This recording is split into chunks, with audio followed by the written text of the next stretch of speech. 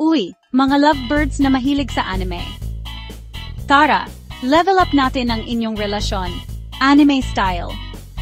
Step 1. Ilabas ang inner shoujo protagonist ninyo. Ibig sabihin, dramatic confession sa ilalim ng cherry blossoms. Bonus points kung may hangin na nagpapaganda sa buhok. Step 2. Master ang classic na baka. Kapag nakalimutan ng partner ang anniversary ninyo, tapikin ng marahan ang ulo at isigaw. Baka, instant patawad agad yan. Step 3 away? Solusyonan ito na parang shonen battle.